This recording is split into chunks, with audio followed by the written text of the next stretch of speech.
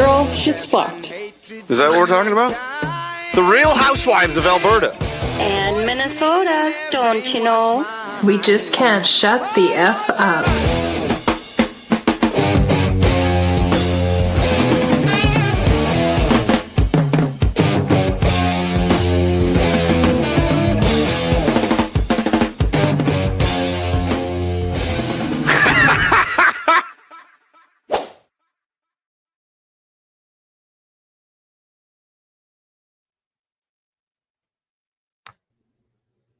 Hello, hello. Good morning. How is everybody? Well, it's good, but it's dinner time, Hall. Right. It's good. It's good. How are you doing? I'm okay. On early mornings this week, so I am exhausted. But well, you look good for early mornings. You're doing good. Thanks. It's called lots of makeup and lighting. I hear you. Siska, nice to see you. We have got some videos for you, Siska. Don't worry. Got Siska some dick. Yeah, we got a lot for Siska today. Yeah, so I'm glad that so far Siska's the only one in the chat, so it's the Siska show. See? Good morning. Well, yeah, that's good. That's good. It's been a fucking bit of a week here for me. JJG22, how are you? I have been talking to a reporter who is doing a really big story on Alora Patone, JF Garepi's missing partner. Anyways,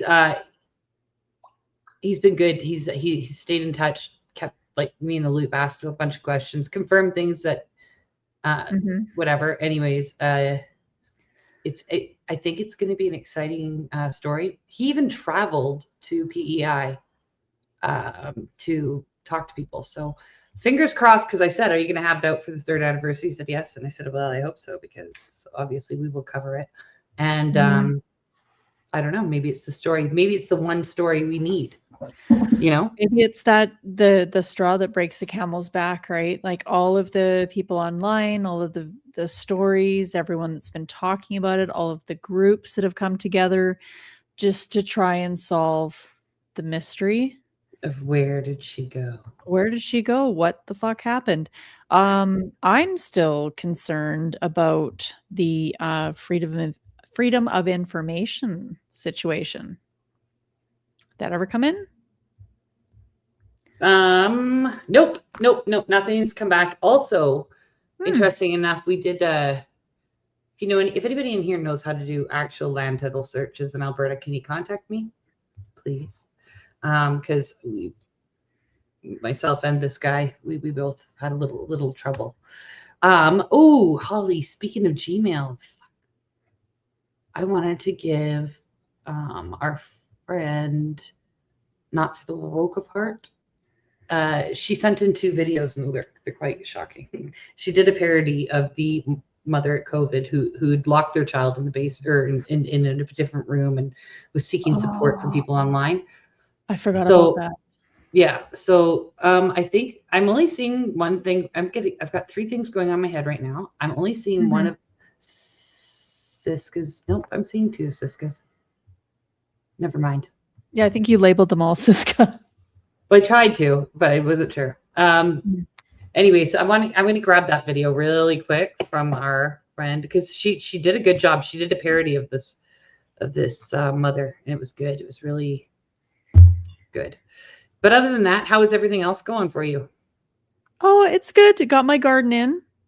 That's good. Everything's sprouting. Got the community garden in. I have to go weed. So it's gonna be a lot of hard work. Hubby's gone. Oh, I know, that's sad. He left you. He left you for another man. He left me for another man, but elbows up. He did not. He did not. He's an angel. He would never do that to her. No. He's a good man. No, he's a good man. But yeah. So I'll have lots of time to stream. Well, that's good. Shit, Holly. Oh, hello, Mr. Scott Awesome. How are you today? Good morning. Holly, I need your help. What do you need? I don't know why I can't see. Can you look in our...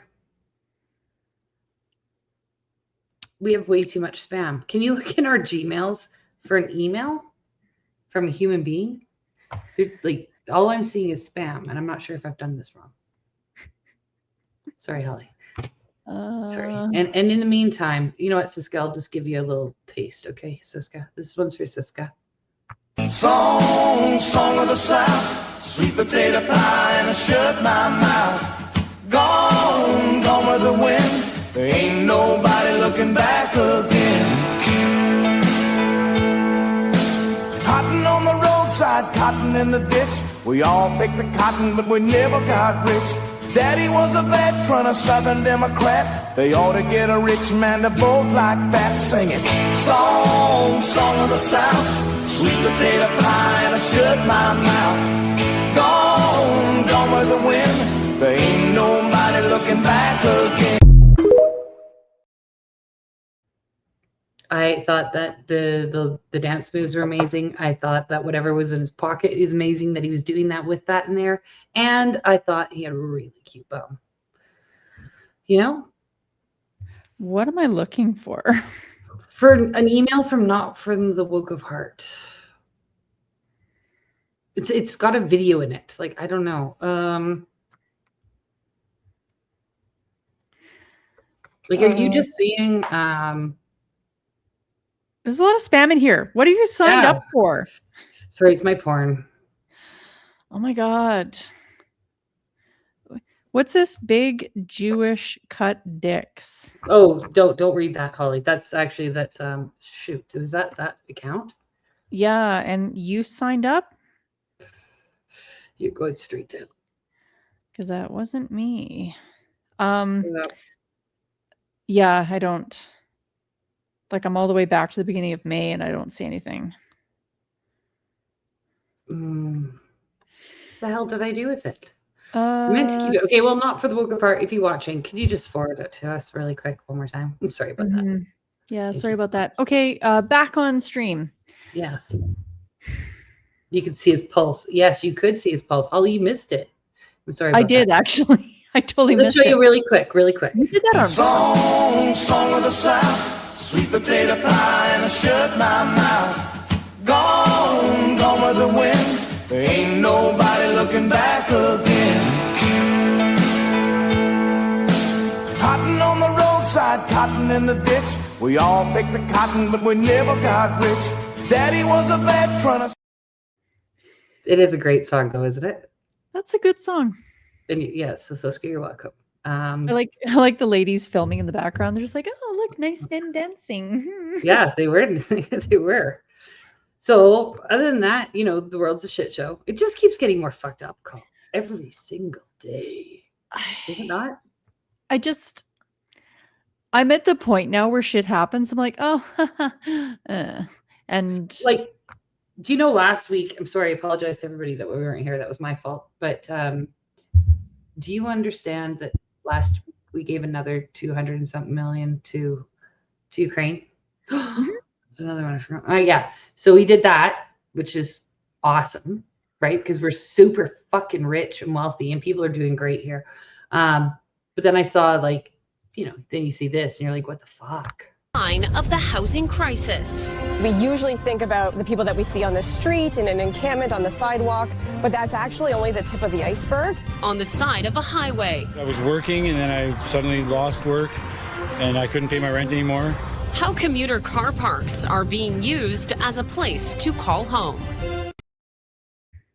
It should be completely unacceptable to have Canadians living in their cars, because I can promise you these immigrants are not living in their cars. They're not homeless. You know what I mean? It's just disgusting. But then, you know, what are our priorities? That's what I always wonder. I'm like, where are they? And so, like, I don't know, for some reason in Manitoba last week, they had to raise the Sikh flag. Why the fuck are they doing that in Canada? Khalsa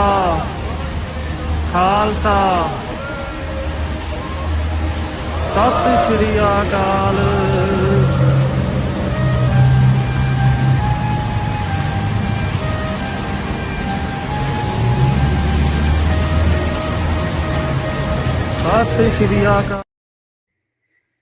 So we're raising Sikh flags. The priority seems to have shifted, obviously, to the immigrants. And you think it's enough, right, Holly? But it's just not, because let's look at this. We've got more money involved. We're also preparing to launch a targeted advertising campaign for internationally, so that people are aware of what's available in Canada, and there can be those closer links to the great life here, the opportunities here, and links into employers as well.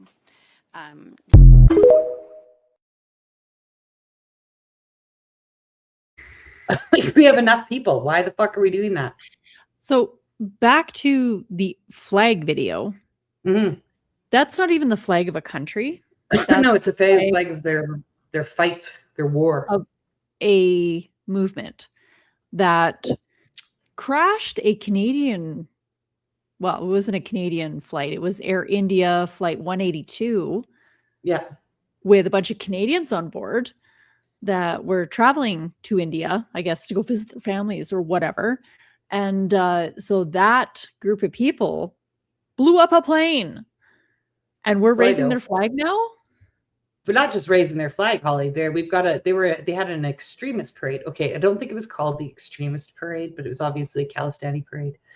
And the float has child suicide bombers on it, women being shot. Like, it's very graphic. And it's no different than the fucking dildos, I guess, at the Pride parade, when the dick's out and whatever. But dildos, it's just like, we're just so fucked, right? It's all just gross.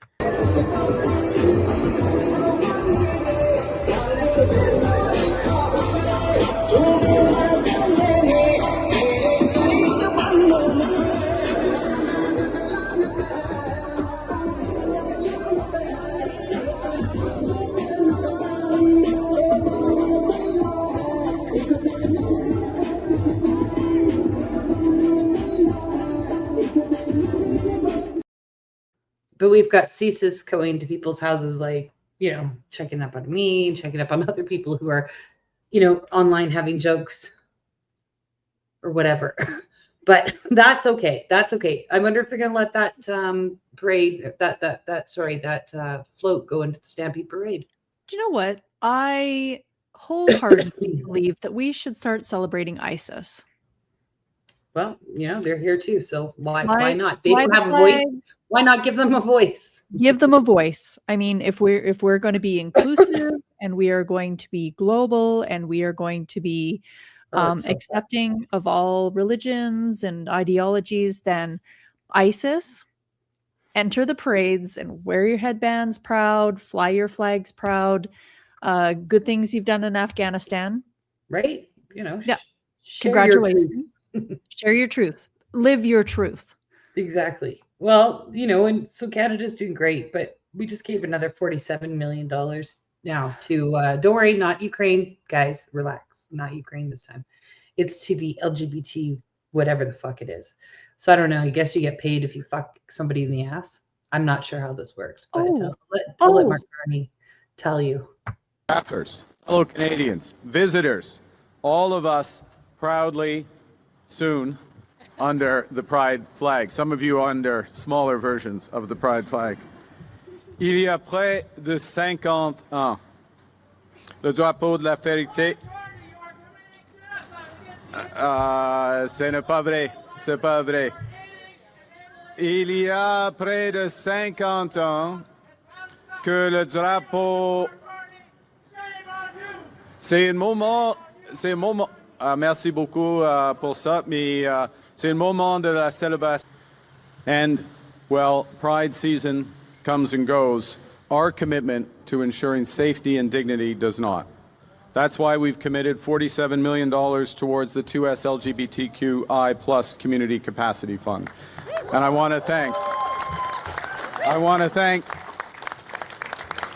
the Minister of Women and Gender Equality, Richie Valdez, for her leadership in committing that financing.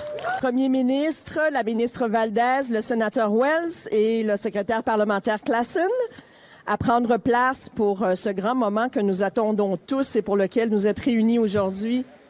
Hissez le drapeau. I don't know. Sorry, it's all in French, but get the point. Anyways, it's now a giant, creepy flag. Do you know he fucked that up? Because we all know what the new acronym is now. Well, no, they didn't. I think the pushback for the MMIW. No, much. That is what is official now in Canada, and is it actually official? Embarrassed by my prime minister that they didn't include the MMIW to us LGBTQIA plus. That's so gross. The whole thing's so gross. Holly. So not inclusive. So what are they doing with the 47 million? Because I know Toyota apparently they've cut their funding. They're not sponsoring Pride events anymore. A lot of corporations have stopped. In Canada? Home Depot did, yeah. Yeah, last year. That's why China, sorry, what's her name? The little Chinese lady from Toronto. Elizabeth Chow. Yeah. Oh. Mrs. Chow. She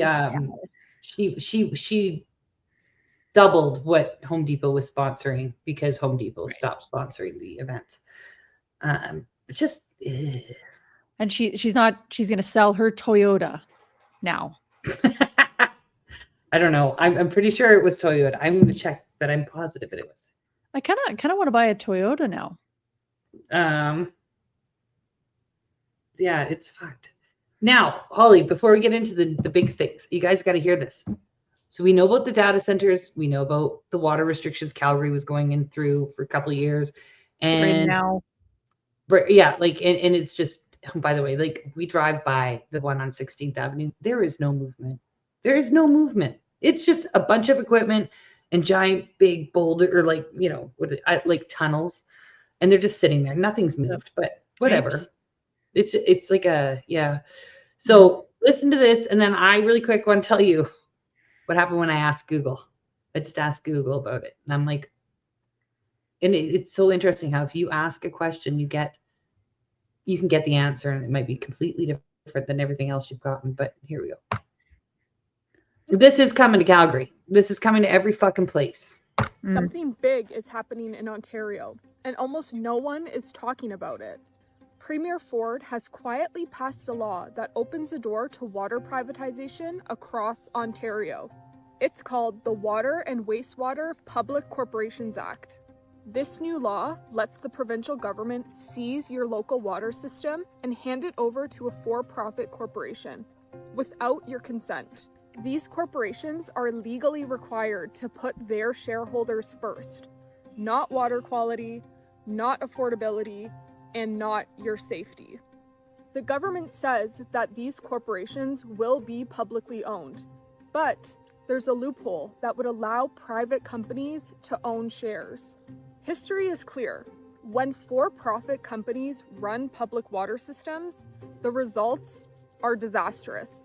Water bills go up, safety goes down, and the environment pays the price. Back in the 90s, Hamilton tried privatizing its water, and over 180 million liters of raw sewage and chemicals ended up in its harbor. We've been down this road before, and we know exactly where it leads. If Premier Ford truly wants water to stay public, safe, and affordable, there's only one path forward. Amend this dangerous act before it's too late.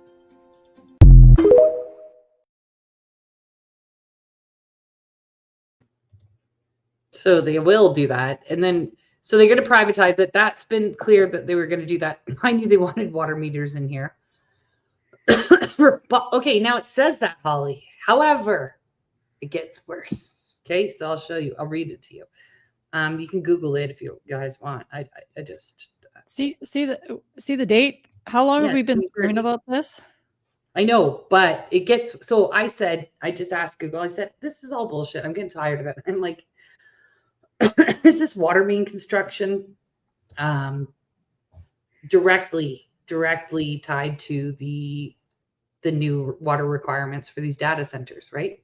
Mm-hmm. And it said, the aggressive water main construction across Calgary directly addresses regional water capacity and grid reliability constraints that have threatened to stall the area's massive AI data center boom. Data centers, especially large-scale artificial campuses, require all this water. So they did do this. This was all. You remember when they had the cops at old ladies' houses 2 years ago? I'll never forget it because it was in the paper. Police showed up. The lady had the sprinkler on for the kids. It was 34 degrees out, and they fined her and demanded that she turn off the water because we were under water restrictions. They have been lying to us for 3 years, which is nothing new. But I mean, at some point, like, fucking God, are we going to do anything about it? Because I'm getting tired of it. I'm super fucking sick of these people. It's because nothing's good going to come from it. Like my friend, my old senior friend, he's having trouble paying his bills because they went online. Not because he didn't have the money. He had the money, but they changed to paperless, right? A lot of these seniors don't have that. They don't understand it, do it, whatever. Anyways, shit gets shut off. Panic attack ensues. It's all paid and turned on. But the thing is, you're going to add a water bill now to people who are not even able to adapt to what you've got, like another water bill, like a private one. You're going to turn off people's water because water, last time I checked, it was a human right. I guess not. You're going to be charged for every fucking thing. And I just think that at some point we got to say no. I do want to show this. I was right, Holly. You guys, everybody go out and buy a Toyota. I love a Toyota. Share screen, Toyota. Toyota has halted it. Can you see? Oh. Yeah. Do you want to read that one, Holly? I know you do everything, but if you don't mind. So Toyota Motor Corporation announced in October 2024 that it is halting sponsorships for LGBTQ plus events and parades in the U.S. and withdrawing from the Human Rights Campaign Corporate Equity Index. Oh, interesting. The company cited highly politicized discussion around DEI, commitments following pressure from conservative activists. Halting event sponsorships, ending corporate surveys, refocusing DEI. So the company restructured its community outreach and employee resource groups, pivoting resources towards STEM initiatives and workforce development. Great. So anyways, good for them. I mean, I never understood why they were doing that, but I also never actually knew about the Human Rights Campaign Corporate Equity Index. I didn't know what that is. So I'm going to have to look that up later because it sounds like some more bullshit. That's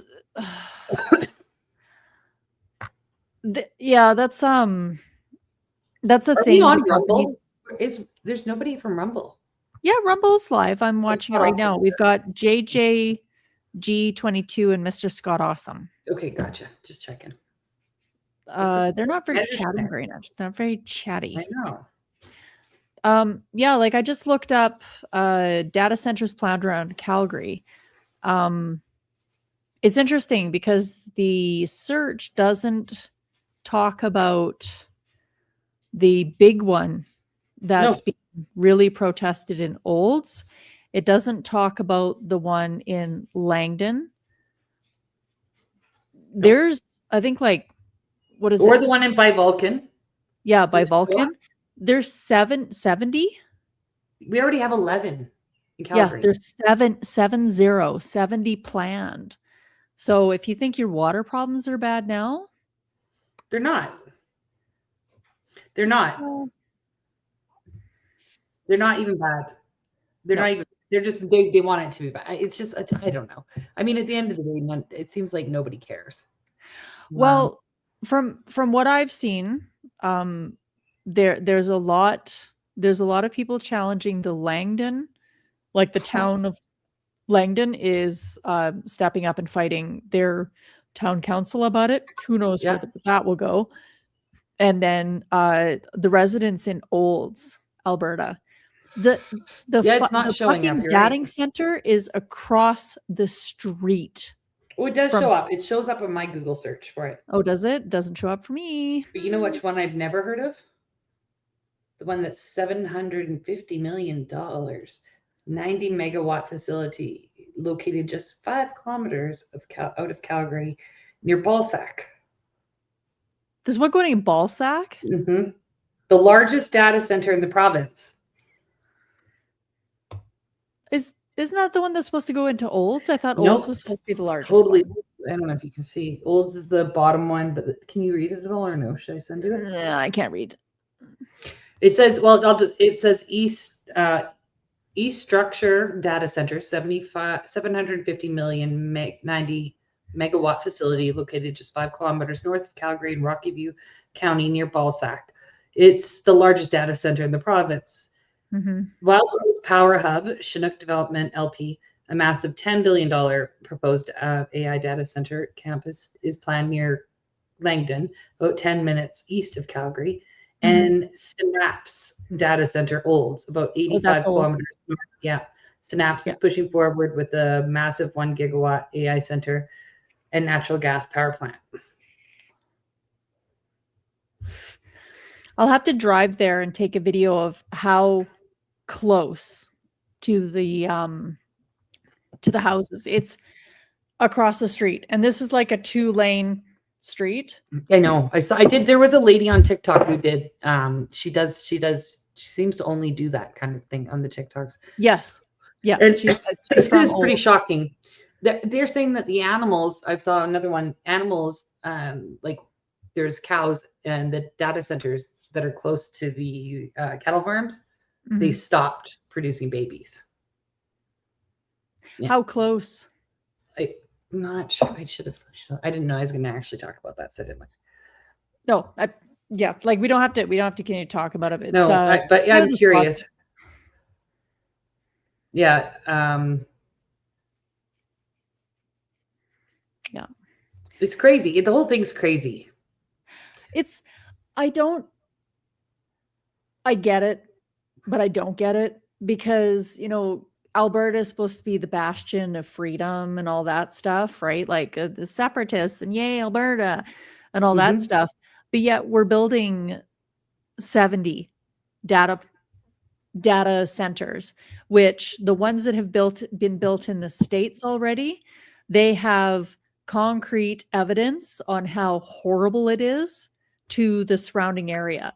But yet in Alberta, they're building them within town properties like Langdon and Olds and the other Vulcan, and they're building them right across from ranch lands. They're taking over farming communities. They're doing all of this, and Danielle Smith is supposed to be this great, freedom, and Danielle, she's amazing, but yet there's no environmental controls. No, it's like a leftist, diversion. But no, it's fine, but there isn't. Why do we not have environmental controls when it comes to these data centers and the extreme environmental impact when it comes to losing farmland and affecting the wildlife and affecting people's living? Yeah, I don't values. know. I don't know, but now you bring that up, I was gonna show this video anyways about Canada, but maybe this is what these billionaires are doing. So apparently there's 3 billionaires, and they're buying up a bunch of land in BC. I'm just letting this video to load. Once it click plays, I haven't actually listened to the whole video because I found that if I watch the videos before the stream, I don't really fucking care by the time the stream happens. Yeah, no doubt. Hey, so I listened to a little bit and then I shut it off. So this is uploading. It should be done in a second, and then we will you can hear it. But I do think part of the referendum stuff is like, it's like what do they call it? A valve release. It's a release valve. Yeah, they have something to focus on. The referendum is a question whether or not we want to have a referendum. Oh, it's just a question. They haven't even. No, we can't. Gretchen even came out on the news and said he put laws in place specifically to stop this. Well, okay, the referendum is legit, but to get around the laws and to hear the people, the referendum question that's been implemented is: do you think we should have a referendum on whether or not Alberta should stay a part of Canada? So it's a referendum to see if we should have a referendum. Sounds fucking good. And I don't want to dismiss anybody who's involved in that movement because fuck, good on them. I've seen them outside in the coldest weather trying to get signatures, and they really are diehards. And good for you for trying to do something, because I do like that. We've avoided talking about it because there's just too many good people who are passionately involved, and I don't want to. I love the grassroots separatist movement, the people who care, who really want something better, and kudos to them. Like you said, outside for hours at a time, getting harassed, getting honks of support and stuff like that. Oh, I honk at them every time just because I'm like, yeah, I honk and wave. You're trying to do something, even if you're not really like aware of everything else. This is the girl in BC who's talking about the farmland. I wonder if this is what they're doing. I fucking hate that these pricks are allowed to do this. I thought BC stopped international real estate purchases.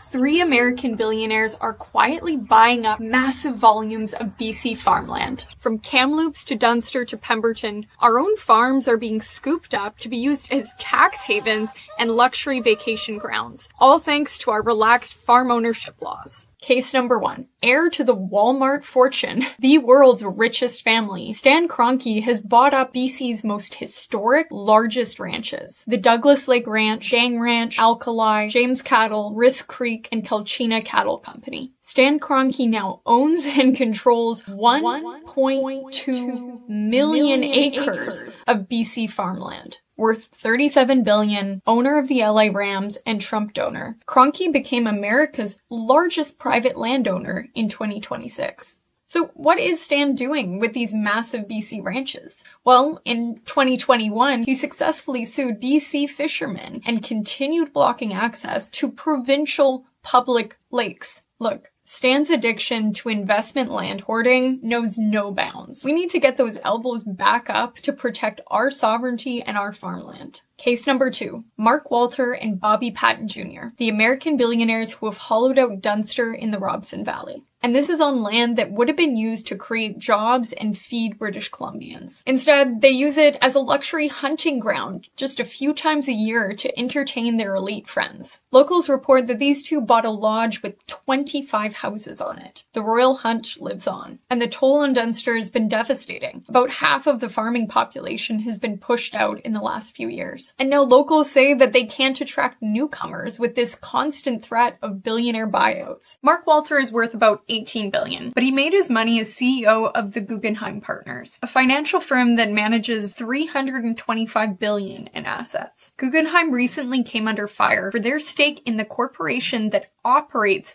ICE detention centers. Now Mark is also leading another equity venture, TWG Global, which recently celebrated a new partnership with Palantir. Yes, that Palantir. Mark joins his buddy, Bobby Patton Jr., worth $2 billion in the farmland buyout. Bobby is a Texas-based investor with holdings in oil, real estate, and sports teams. How is this even allowed? Quebec recently restricted non-resident and investment firms' ownership of farmland. BC should do the same. Back in 2023, EB suggested a tax on underused farmland, but never pursued it. Minister of Agriculture Lana Popham has been elected for 17 years, presiding over this entire takeover. And this is all she has to say about it. Some folks definitely concerned about foreign ownership of farmland. I did ask BC Assessment to look into foreign ownership and pull the numbers.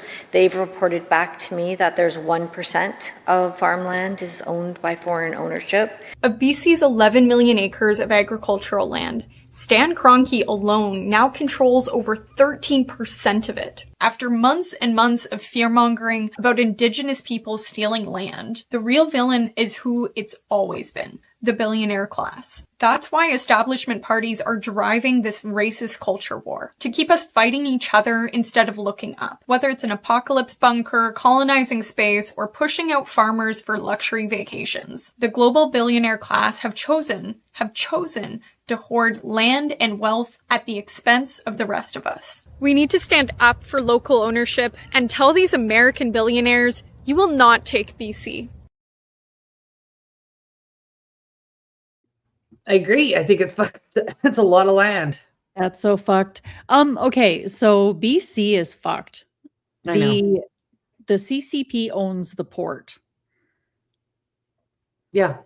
right? So they own most of the mines out there too. And the CCP own the mines. And then now we have Americans owning the land. farmland and the ranches. And then we have Canada. The tribes coming back to buy the land back or get the land back. The tribes are doing land ownership, whatever, declarations or whatever. They're being passed in the courts because of racisms or reconciliations or whatever. So yeah, I'm kind of glad I don't live in BC right now. No shit. But I mean, with Alberta, it's all data centers. So we're all fucked. We're all fucked. Yay. It is. Yay. Okay, well, don't worry, guys. The sad parts is almost done for this one part thing, okay? I think we should just quickly do a palate cleanser before please we go into we're going to do palate cleanser. Holly, I forgot one more topic because, as you know, it was a little chaotic today. It's tiny. It's tiny, and trust me, it's worth it. You're gonna be fucking horrified, but it's worth it. Okay. So you know that bird singer lady that I put on last week? She's like, the birds can teach you how to sing, and she sings, and then she's a comedian. Okay, she's fucking hilarious. She pretends she's a vocal coach, and she really highlights her like roles with brown makeup, like her face fat. Oh, it's fantastic. Oh, she's so funny. She is. But this bird singing business, I don't know. Every time I see it, I laugh.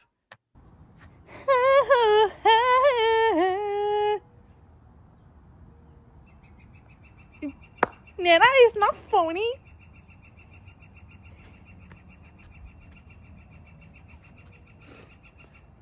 She's not funny, cabrona.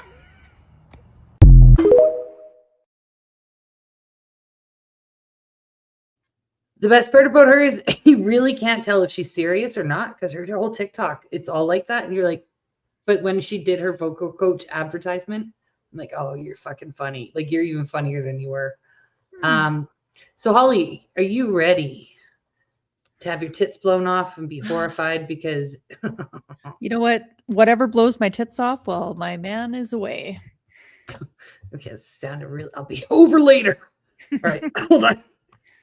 Grabbing the link. I'm sorry to everybody else who's watching this because you know what? This is so fucked up that, but you're gonna want to see it because you can't look away. Okay, it's just, it's so gross. It's so gross. Holly, we're almost there. I'm almost there. I've almost got it. Yeah, bitch. Okay, got it. Get ready to puke. This dumb bitch. Okay, one more thing. So you remember Bonnie Blue? No, I have wiped that from my mind. Do not remind me. It doesn't exist. Guess who's back? Bonnie Blue. Yes, she is. Oh, fuck yeah, she is. And she is a dirty, dirty, dirty, dirty woman. So not only, oh, I don't want to do it just that way. 1 second. Don't worry. Trust me, this weight is worth it.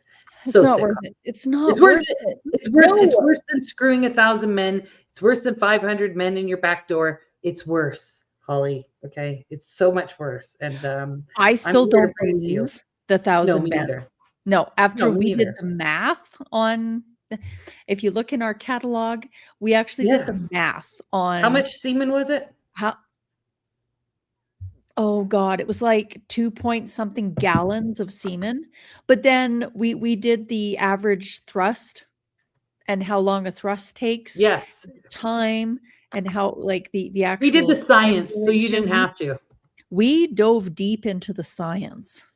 No, I think she's literally sent into normalized degradation and just like, you know what I mean? Like, but she's a big fat liar. There's no fucking way that she was able to sleep with that amount of men in that amount of time. Well, and she got pregnant. You know that, right? She got pregnant from that experience. I thought it was fake. No, dude, Holly, I thought she faked that. I thought so too. Maybe she's wearing a really good belly. I don't know. But this dirty fucking bitch. Oh, it's so much worse. It's so much worse. I've got this is her talking about what she did it before, and then she's done it apparently. So I'll show you the after. I hear right that you have a stunt planned for June. Yes, I have a baby shower on Saturday. Next Saturday, and I'm inviting the public to turn my baby shower into a golden shower. Why? It's just fun. It's a twist on the baby shower. I'll be having sex with the people as well as, and it's going to be like a mixture of wholesome baby shower games, like the traditional trying different baby food, along with other fluids added in there. Now I'm uncomfortable. This is your baby. This is your child. Yeah. Again, my body, this is what I'm choosing. Do you not see that in any way as a denigration of your baby? No, like, it is difficult because I don't want to sexualize the baby.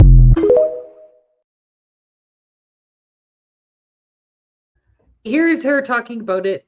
Yeah. Well, and you know what? No, she has no morals. You're right. And the thing is there's stupid young girls who think she's beautiful. They will want to be like her. But look at her talking about it on her own, though. Her advertisement. My body. It's my body. Because, my choice. But it's the baby. It's a born baby. It's like a human that. Imagine like you fucking. Oh, see, that kid will be a serial killer if it's true. Oh, that kid. Yeah. You look at this. Listen to her. Listen. She's a psychopath. My next event, yes, it is disgusting. Does not mean it's wrong. If you don't know, having people on me. So I am not having a baby shower. It's going to be a golden. I will do nothing to damage my baby's health. Despite what everyone says, despite people saying social services should be called this disgusting, everyone's consenting. I'm consenting. No, the baby is not being touched in any way. I think we're forgetting I have multiple layers of skin and muscle and fat, and not to even mention my placenta is actually the front. The baby is not being touched in any way. And if you are pregnant, you can still have fetishes, kinks, you can have sex. Like, you don't have to stop your life and just become bedbound. Feminism gets brought up a lot in it, and my biggest argument, and it's not even an argument, it's just factual, it's my body. I'm choosing to do this. I want to do it. Just because it's not for you and you don't like it, it doesn't mean it's wrong. Everyone involved is consenting and we all walk away smiling. Yes, I might stink by the end of it, but nothing a good shower can't beat in a Pepsi Max.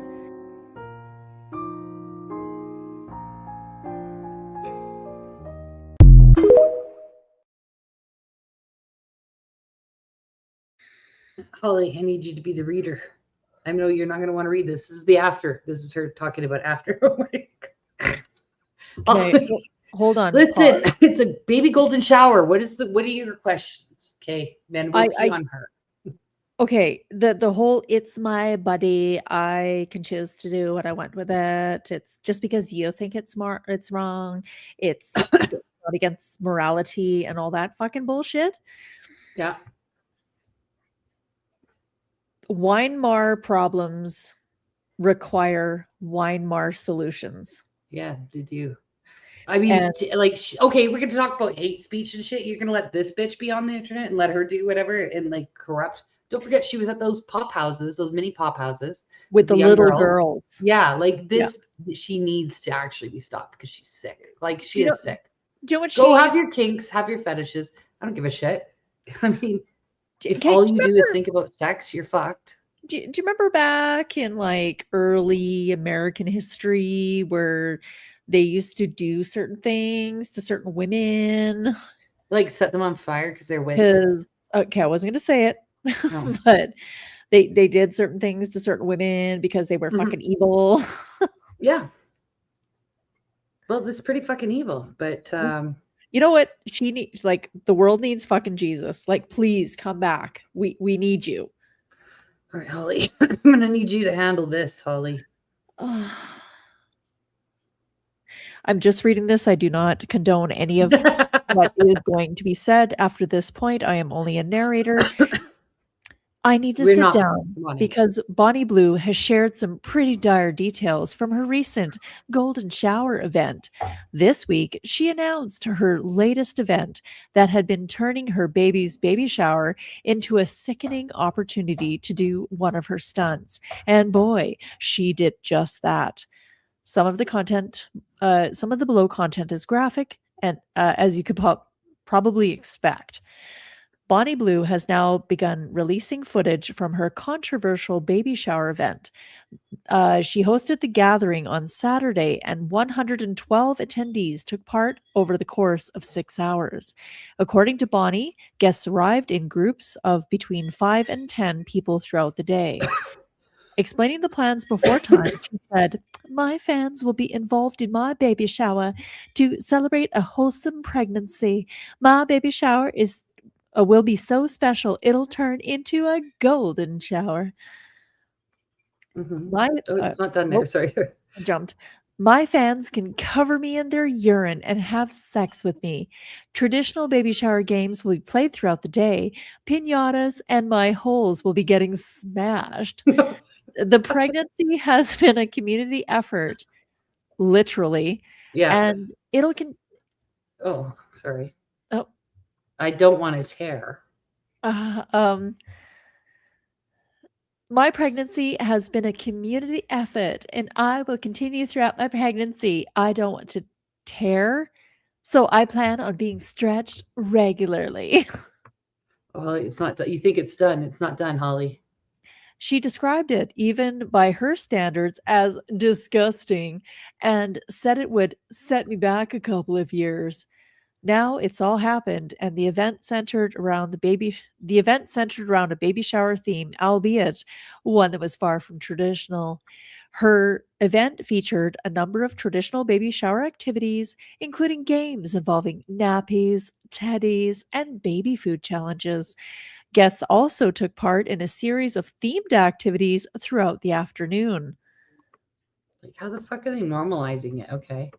Now, as the footage from the event has started to appear online, Bonnie seems determined to show that the gathering was not simply another internet rumor, and her pregnancy is very much real, despite being previously dismissed as fake. In one photo, Bonnie appears in wet clothes, saying, "Thank you for coming to my baby shower. I'm not asking questions about what she was covered in." She also showed herself wiping a wet floor with her bare hands. Like, how fucked? Can you imagine how much that stinks? Like, just like, yeah, I don't know. I wonder why there's not numbers. How many people would that have been if it was like that many? Well, she said 112. Oh, 112. Groups of 5 to 10. Okay, so more clips from the day are expected to be released across her social media channels over the coming days. But if I'm honest, I'm not sure we need it. Okay, so disgusting. We need one of the gross perverted fans that watch our show all the time. Messerschmitt. To eat a bunch Kamikaze. I love I'll you pay for it. It's welcome. Yeah, Messerschmitt. I will pay for the asparagus. You need to eat 10 bushels of asparagus and go to this event. Well, and Kamikaze piss all will over the not let place. that happen. Kamikaze is not going to let that happen. Oh, just to pee in the corners, not on her. Just to pee in the corners, so it smells Just like bookmark territory. Oh, it's so awful. Oh, it's so. Yeah. Sorry about that.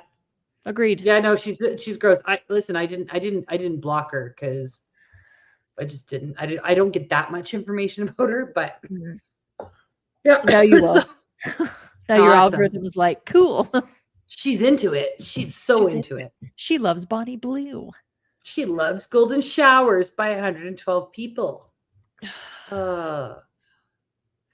Ew. Well, okay, listen, don't worry. Kamikaze, because you're here, my friend, I'm going to give you a palate cleanser. I need a palate cleanser. She fucking hates my palate cleansers, but that's okay. Siska, wake up.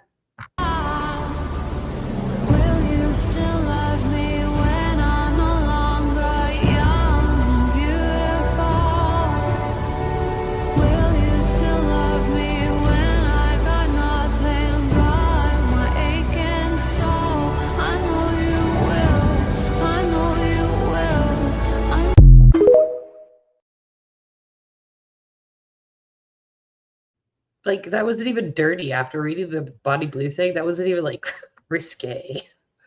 Oh. Thank you. I knew. Oh, he's so funny. Okay.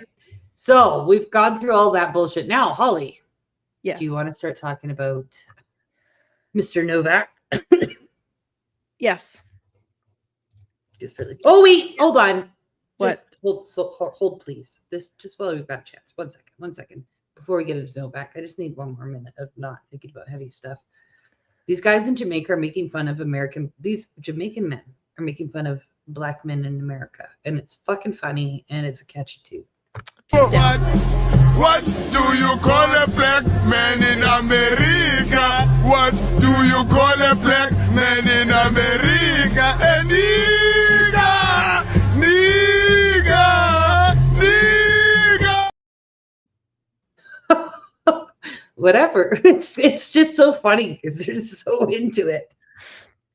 It's yeah. I had a work friend who was Jamaican born and emigrated to Canada, and she would get so pissed off when somebody would call her African Canadian. Oh yeah. She's just like, excuse me, I am Jamaican. I am not African. Aw. And she one more, then we're done. I swear to God, just because I just need to do it, Holly. I would like everybody in the crowd to know that this is Jody. Jody should be in the audience. Jody, why don't you raise your hand? Because Jody sent this to me. And she said, here's a thirst trap. This is the second thirst trap that has turned out not very much to be a thirst trap. Not thirsty. But this one's shocking. It shocked me. I did. Thanks, Jody.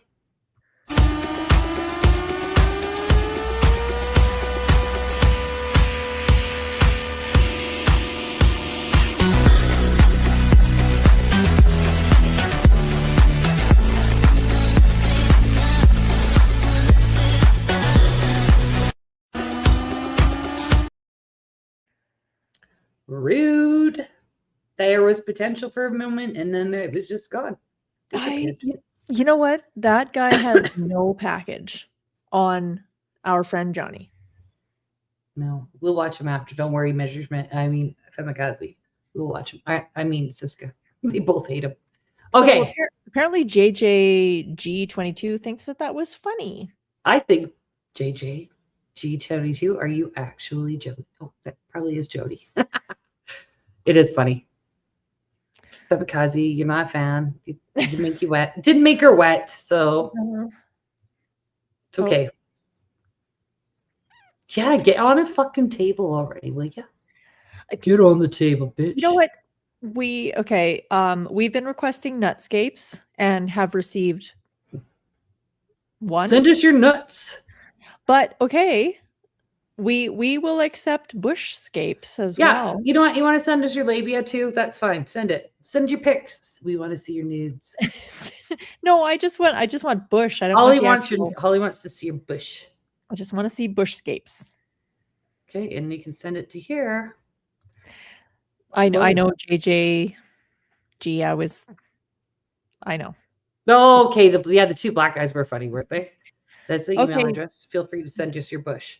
Yep. Send us your bushscapes or nutscapes. We are inclusive here at Real Housewives of Alberta.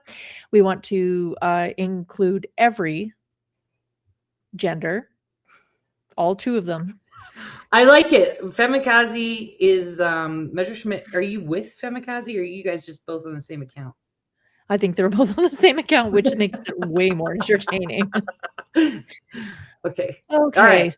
All right. Segue. Holly, you do this. I'm gonna have to step away for 5 seconds. I gotta go pee. Okay. Well, you go join Bonnie Blue. I'm gonna go do a Bonnie Blue baby shower. I'll be right back. So everybody, we all remember the Humboldt bus crash situation that happened with Jaskirat Singh Sidhu, who was able to avoid deportation due to whatever reason, because he wanted to stay with his family after he murdered families in Saskatchewan. We all know the story behind. He was a rookie trucker. He had just got his license. He blew through a stop sign and killed many individuals that were on a youth hockey team, destroying families, destroying a community, and also wiping a literal hockey team off the map.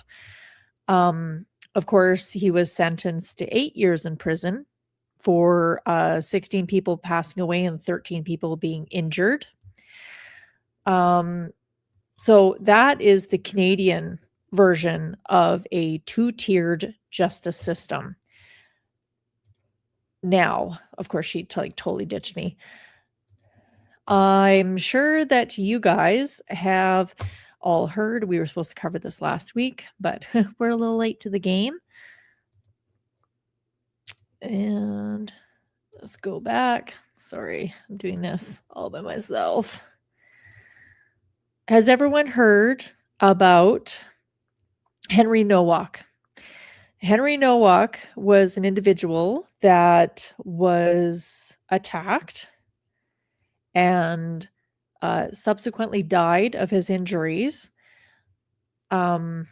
after being stabbed and arrested for doing racisms. So the videos are heartbreaking. We do have some of the videos to share tonight. We were going to share them last week, but this individual was dying of blood loss and couldn't breathe from being stabbed in the chest. He repeatedly told officers, "I can't breathe. I've been stabbed." And in the video, you will hear the cops say, "No, you haven't," and then arrest this young man. Why was he arrested? Because Vikram Digwa, age 23, lied to police claiming he had been the victim of a racist attack. The little bit of background about that as well is neighbors who had witnessed the incident did call police. They called 999 in the UK, 911 for us. And they said, "We've witnessed someone being stabbed. Please send the police or medical help." The 911 dispatch said, "All right, we'll send someone over." No one ever appeared. Vikram Digwa and his brother called the police to report that they had been attacked racially, and the cops showed up immediately to arrest the racial attacker. So the footage, the body cam footage is depressing, and it shows NOVAK lying on the ground, asking for help, saying he's been stabbed, crying for assistance, saying he can't breathe, literally saying the phrase, "I can't breathe." But you have to understand, this young man had been stabbed in the chest and couldn't breathe because he had a hole in his vital organs. So he was attempting to get away from Vikram and his brother. He climbed over top of a fence, was stabbed in the legs. He collapsed back into the yard. He was then stabbed in the chest and stabbed in the face. I don't know if that's possible, but he had wounds to his face. And that was when he collapsed to the ground, and the phone call for the "I've been attacked racially" phone call went in. I don't know if they go into it in this here, but so Vikram and his brother devised a plan, and there are videos that they filmed themselves of it, that the mother showed up, took the ceremonial knife back to the family's home. She hid it from police. They devised a plan, and the brother called the police to report the racially attacked accusation.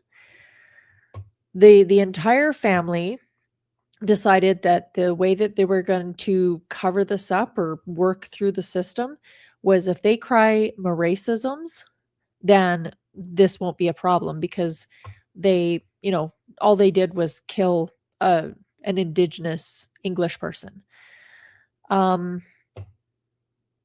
It broke my heart when I first heard about it, and back in December when this first occurred.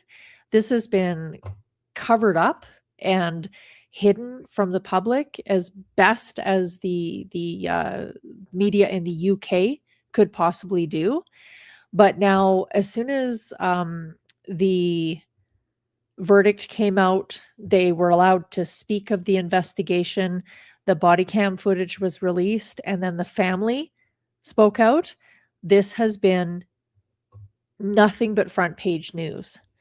Now, I'll show you the video in a second, but when the officers arrived on scene for the racial attack, they see this poor young man on the ground, stabbed and bleeding out, and asking for medical help, asking for some sort of assistance, saying that I can't breathe, I've been stabbed.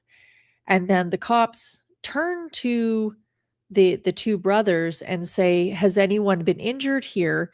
And the one brother says, yes, he racially attacked me, or he attacked me. He knocked off my turban, and I've got a little swelling on my eye here. And that prompts the cops to arrest the dying young man.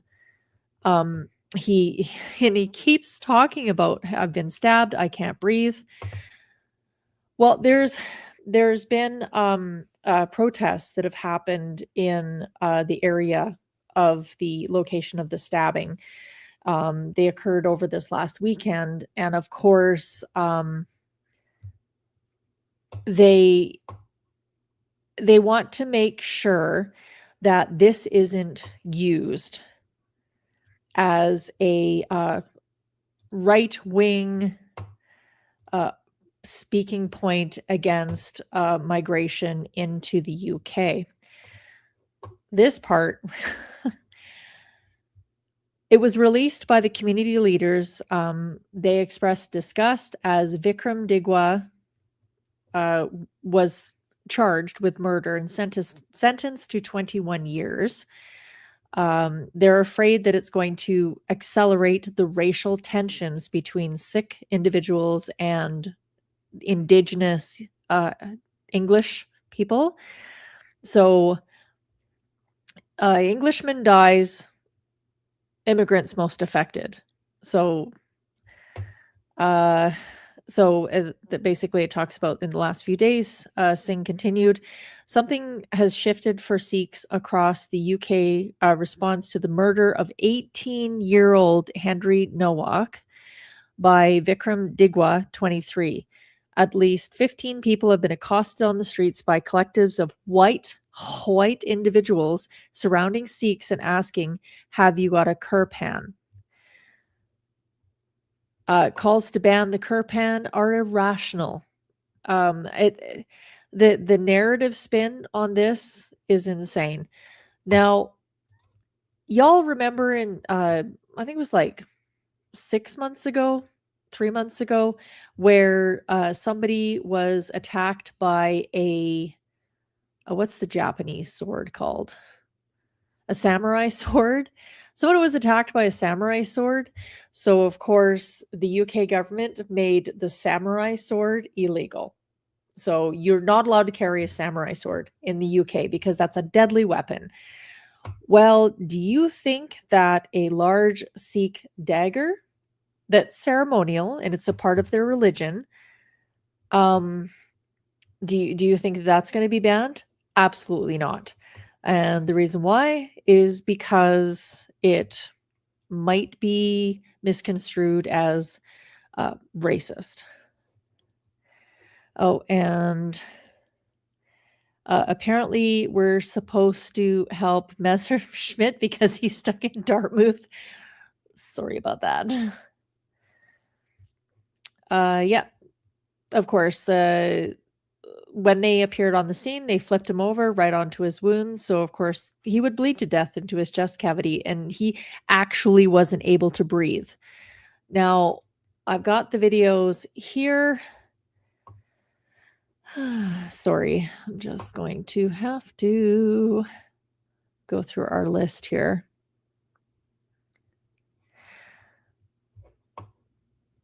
So here, first video here is the most recent of the family speaking out. And we all have seen the families step forward when there's a horrific crime, and they all say the thing that, we don't want this to feed into a narrative. We don't want this to be used against a certain demographic of people. We forgive the person that did this. All of those speaking points that the families are given, because we, of course, don't want to accelerate racial tensions when it comes to attacks. Just watch this here and let me know what you guys think. With his final words, he told officers that he could not breathe. He told them he had been stabbed. In fact, Henry told officers that he could not breathe 9 times. He told them he had been stabbed 4 times. The response from one officer was, "I don't think you have, mate." The police have said they were misled by the murderer, and that the scene when they arrived was complex. Unfortunately, it seems to us the truth is much simpler. The police were told by our son himself and by a member of the public who called 999 that they heard someone shout that they had been stabbed. But the police did not believe them. Henry was pulled across the gravel, his hands forced behind his back, and he was placed in handcuffs. Instead of being treated as a dying victim, police formally arrested Henry for assault and read him his rights. That was the last thing he heard. Henry did not die with dignity. He did not die with the care he deserved. He lost consciousness before anyone believed him. Let me be absolutely clear. We hold Vikram Digwa solely and 100% responsible for the brutal murder of our son. But Henry should not have died on the streets of Southampton in police custody. The way he was treated was inhumane and degrading. His murderer, however, was afforded decency. He was believed. He was not handcuffed when arrested. He was not handcuffed when transported to the police station. As far as we understand, he was never handcuffed at all. And, as Vikram Digwa himself told the court, whilst under arrest for Henry's murder, police even took him to the kitchen so he could choose his food. The contrast is unbearable. So that is the father's opinion of this individual based on the murder of his son. Here is the 999 call that came in. And just listen to this and let me know what your comments are. Is the 999 call made to police by the murderer's brother? Police emergency. Yeah, we just been attacked by someone racially. Yeah, this. Right. He just attacked it. Took his starter. Sorry? Huh? Sorry, we just got attacked racially by some white person. Right, okay.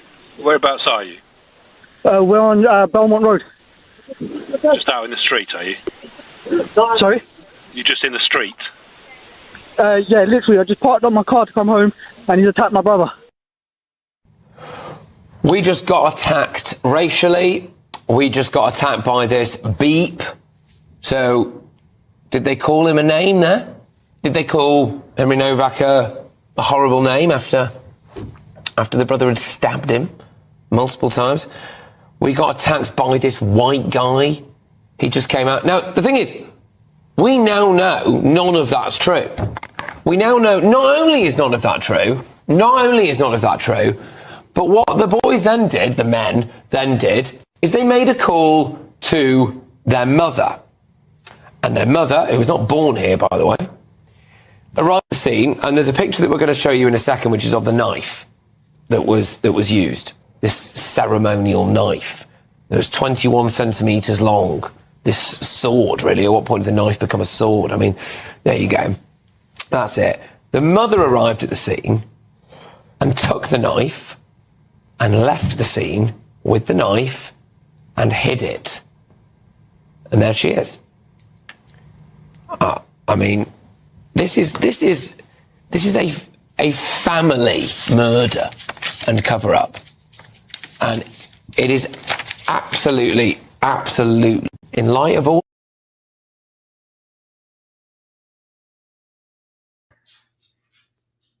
And you have to remember that call, that 999 call, that the brothers had been attacked racially, came in after the call for support because the neighbors had witnessed somebody being stabbed and was requesting emergency medical and police.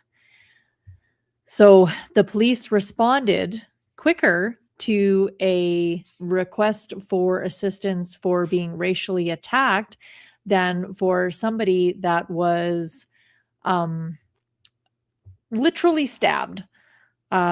They then released, of course, the body cam for this attack, and I've got the video here. It's horrible, and God rest this young man's soul. He did try to survive. Two-tier system.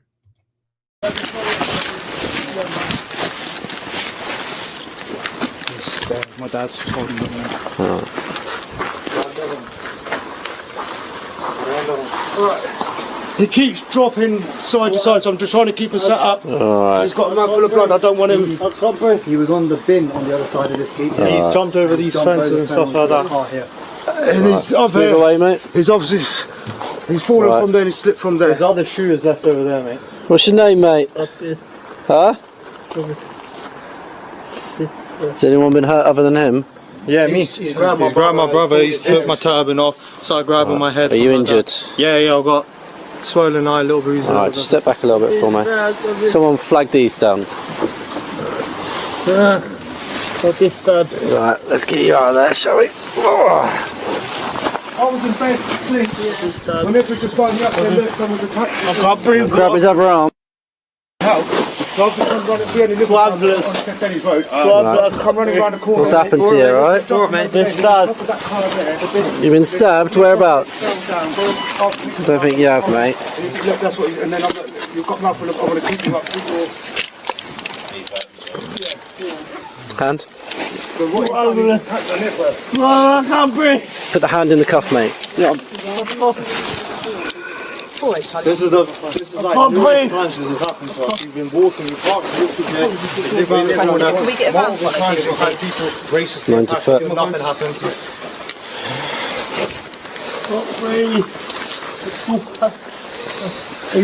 He's saying he's been stabbed, so Where let's is it just you check think you've him. been stabbed? In the face? Oh no, but we have to check, don't we? Right. In the face? Just get these back off, get their details and that, and I'll keep hold of him. Should we Right, keep you on your side, mate. You better retrieve then. I'm saying to him, I'm keeping him on his side. We were set up when we had him here, but he didn't like it. What's your name, mate? Right, at the moment you are under arrest, and that's for assault, so you do not have to say anything, may harm in defence. If you do not mention main questions, it's up to which you later rely in court. Anything you do say may be given in evidence, alright? It's going to be sick, I think.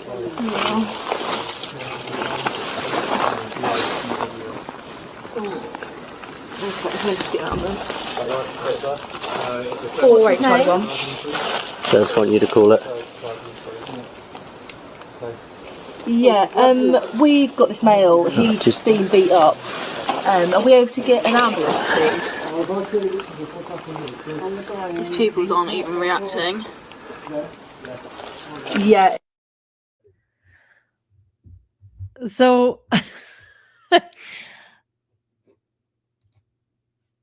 I liken it to the we all remember the George Floyd incident that happened, and that young man claiming that he couldn't breathe, which he couldn't because he was currently overdosing on fentanyl.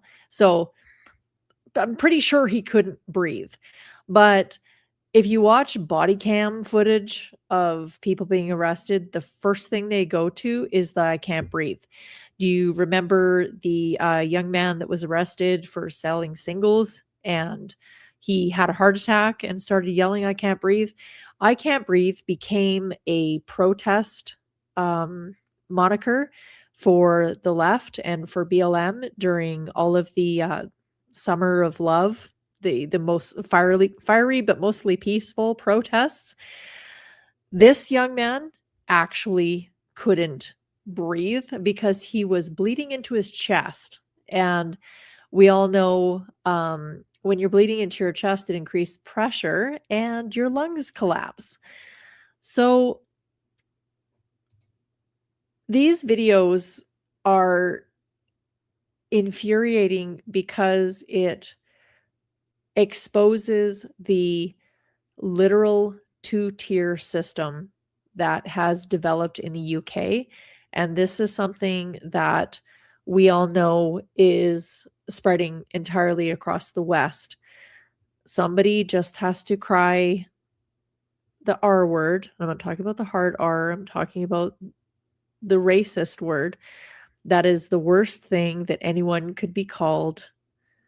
And it calls out the police, and the police listen to it. And now a young man is dead because he wasn't given the appropriate medical attention that possibly could have saved his life. Thank God the courts and the legal system in the UK, as biased as it is and corrupt as our court systems are in the West now, thank God that this man is going to jail for murder. His mother is charged with obstruction, and his brother is going to jail or is charged as well for participating in this heinous act. And thank God that the indigenous UK residents, they're currently standing up and protesting, and not quite rioting, but it's getting to the point where they're standing up and they're saying, this is enough. We didn't download the videos or anything about the occurrence that happened in Ireland, where a person not of Ireland was attempting to behead a indigenous Irish person, and the public got involved and stopped the beheading. The person is in intensive care. I'm not sure how they're doing right now. That was the last I heard. But the people, the public, came forward and rescued this person from a potential beheading. I don't understand why people can look at this and think that it's okay. We're not meant to live this way, especially in a high trust Western society. And JJG 22, they have redacted and hidden who the officers were that responded to this incident for fear of backlash. So I don't know if anything happened to the officers that responded to this. But I mean, all in all, they did respond according to their training. You have to understand the police in England have had this drilled into their heads for decades, that the worst thing that you can possibly be as a officer of the law is to be racist. You can't accuse anyone of a crime if they're of a protected class. You have to take them 100% at their word. you can't be even perceived as being racist. And police officers for the past 2, 3, 4 decades have had this drilled into them by their training, that they can't appear to have been racist. So these cops show up at the scene, and all they see is a Indigenous Englishman on the ground and a protected class claiming a racial attack and physical damage. Their turban had been knocked off and their eye was slightly bruised. Their training, their indoctrination is so deep that they have to make sure that they have to make sure that they're not perceived as racist and let a young man die. You're welcome. So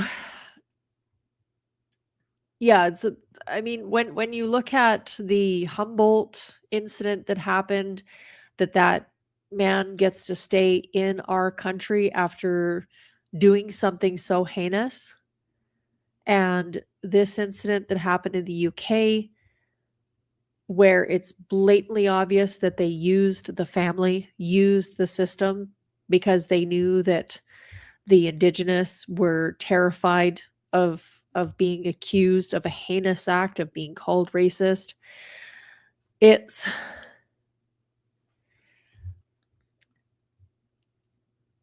interesting to see how Southampton nationals have rose up and said, no, we're not dealing with this anymore.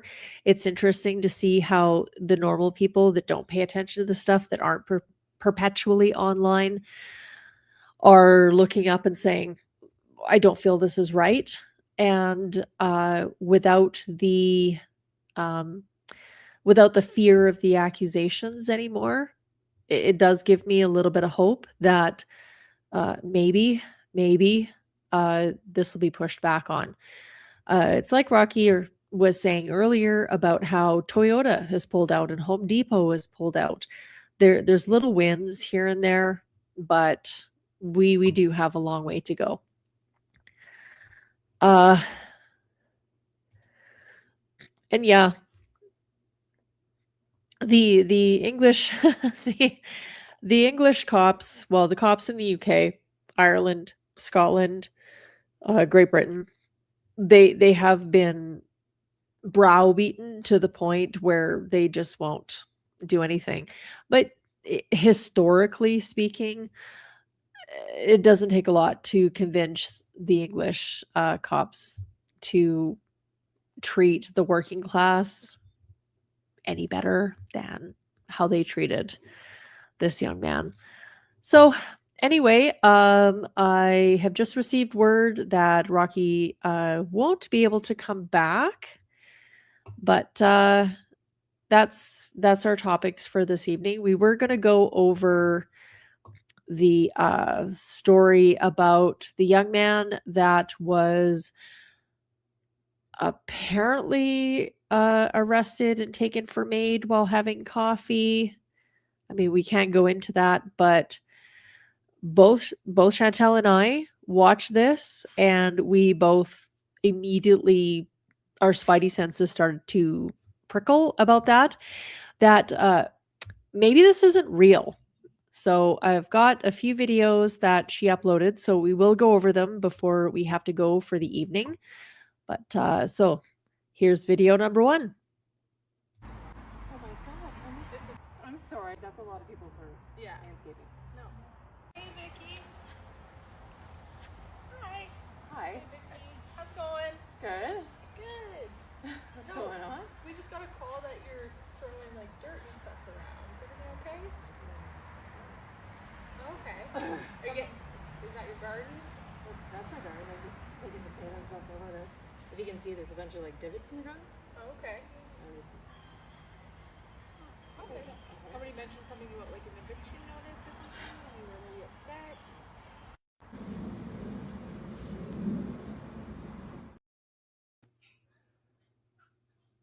So the neighbors called that young lady in the really unflattering unitard.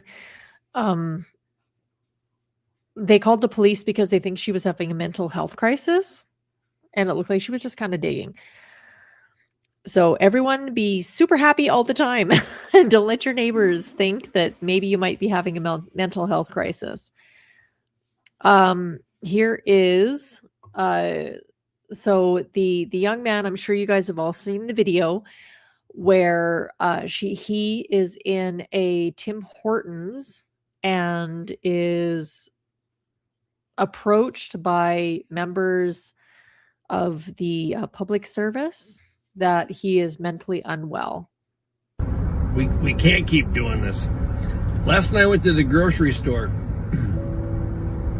2 bags of groceries, $72. This morning I stopped and filled up my tank, $60. I just put gas in it 2 days ago. I do drive a little bit to work, but no matter what you do, you got nothing.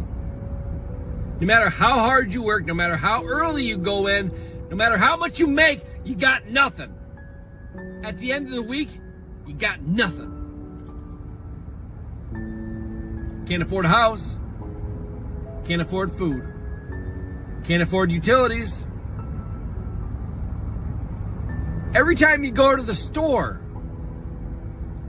a bag of chips is like $6 or $7. A loaf of bread, $5. Gallon of milk, $5.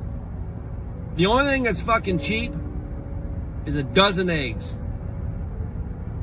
I've been thinking about living off eggs. Have an egg for breakfast, have a hard-boiled egg for lunch, and have a fucking omelet with no cheese for dinner. It seems like everybody in the world has nothing. But why are the people in government so rich? I heard a theory the other day, and they said that, what if everybody in government made minimum wage for a year? Would things change? I don't know. They probably fucking suffer for a year, but then they probably go right back to being the same way they were before. Nobody's got nothing. Elderly got nothing. You see old people at the gas station trying to buy gas, and you can see it in their eyes. They got nothing. Young kids just out of college, they got nothing. You can't afford a house. Everybody's got nothing, and it's not fucking cool anymore. It's never been cool, but everyone's at the end of their rope.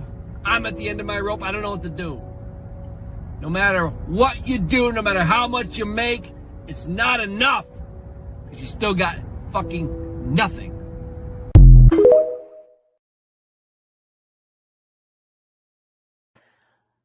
Well, that was a fucking downer. Sorry. It's true. Like, I truly believe that this is being done to us, so we give up. That whole idea of, well, you can just end it all through the government program, and then you would be relieved of all of the stress that you're going through now. They've put that seed in our heads to give us an easy out. And I highly disagree, because I'm at the point now where I am going to exist out of spite. I am going to live long and prosper out of just sheer bitterness, because they want me to give up. And there's no fucking way I'm giving up. This grandma is going to be around. Going back to the mental health crisis psyop, don't believe it. Here's a video that summarizes it very well. Okay, so the Nicholas Jordan WAGTER story is taking the internet by storm, so tonight we'll do part 2. The last video we shared, which was the original video of Nicholas being detained and certified under the Mental Health Act, the police officer discusses a altercation or an interaction with a psychiatrist at a coffee shop. And here's that video. Socials, but I'd actually like to have this. I heard you're having like a meeting. Yeah, where'd you get a flyer? Abbotsford is where I was told about. You were there like a couple days ago, I think. Yeah. Is it okay to sit? Sure.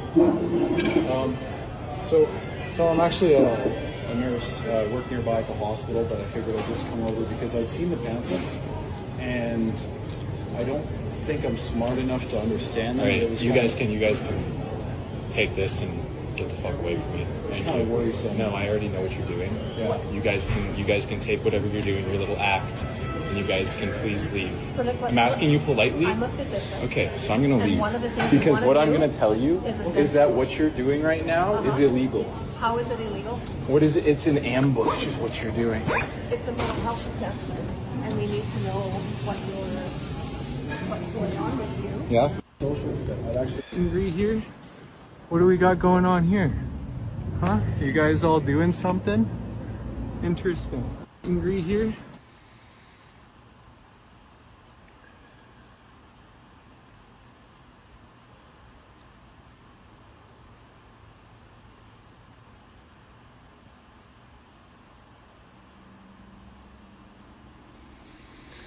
Viewers online immediately noticed earpieces, tactical-style communication devices, and even a firearm. Now the internet is completely divided over what is happening in this exact moment because it matters to this case. Some people believe it validates his concerns. Others believe that it could point to paranoia or even the mental health crisis that's being discussed. And honestly, that divide is exactly why this story has blown up on social media. Because people are watching the exact same footage and walking away with completely different opinions. To be clear, there are still major unanswered questions in this case, and none of us online know the full medical or legal picture or the background. But one thing is obvious, this story has now become much more than one viral clip. So what do you guys think in the chat? You guys are big thinkers. You guys can see past the veil. What do you think that story was? Now, the narrative is that this is a guy that was standing up against the government and he was posting things online that the regime doesn't want to get out there. And then all of a sudden he posts this video of him getting this mental health assessment and then being accosted in a Tim Hortons or a coffee shop. Is that a psyop to show people that are thinking outside the box that you better not think outside the box because this can happen to you? Or did it really happen? I have to look and see. Like JJG22 says, they want you scared and they want you mentally weak. They want you to feel like there is nothing you can do. Well, I'm not saying go out in the streets and wave placards and protest and do things like that or post things online as I'm sitting online talking. All you have to do is free your mind, and they can't take your freedom away from you when it comes to what happens up here. Yeah, so NFTWOH, I think he's probably a nutter and play nice for the camera. That's a possibility.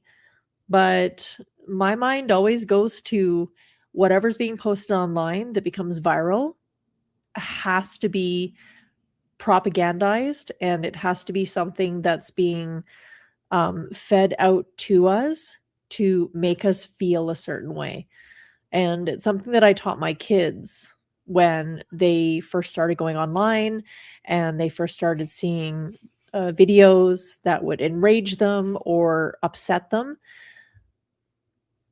If something online makes you feel upset or hopeless or makes you feel like there's nothing you can do, that's something that's been geared towards that emotion, and they want you to feel that way. The algorithms have been designed for a certain reason, and all you can do is free your mind. You know, I don't know. I know Chantel always goes after me, but she's not on the stream right now, so she can't talk back. But it's a battle of good versus evil, and all you can do is get right with God and get right with the good, and get on the side of what human existence is supposed to be. Oh, and hello, Freedom Canada. Nice to see you. I'm just wrapping everything up right now. So, yeah, I'm not sure. I mean, I avoid certain coffee places in Canada now because I don't trust it. But yeah, and here, like, he could have been an actual person that actually was speaking out and trying to get the word out, and he was ambushed to shut him up. You never know. You don't know. And you can't know until everything comes out in the wash. And sometimes that'll take, well, how long has it been now? Almost 100 years since, World War II, when you're starting to read the history of things that have happened, and people are waking up and realizing that Norm Macdonald was right, that it's really weird that the good guys always won.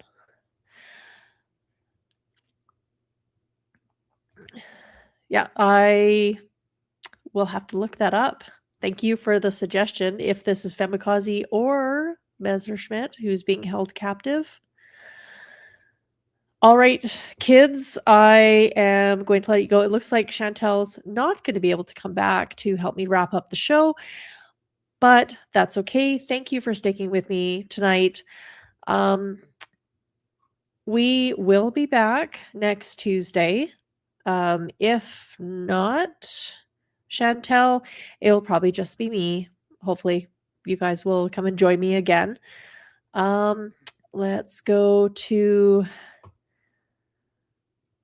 our mascot. I have to play this for Siska and for Chantel in her absence because this is her boyfriend. Oh, baby, when you talk like that, you make a woman go mad. So be wise and keep on reading the signs of my body.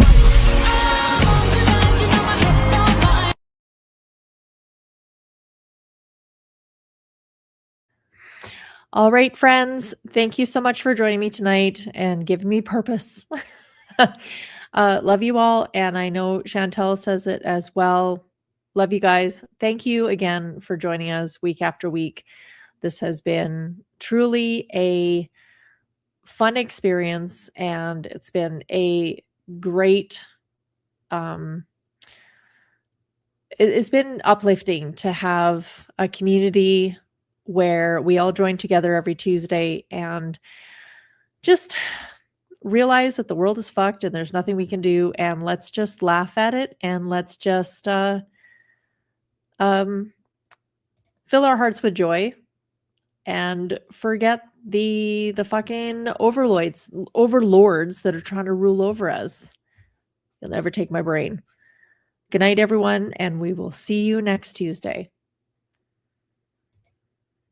Maybe the next step in your healing journey is to go around calling people fucking cunts. That is all for today's therapy session. I'll see you next Tuesday.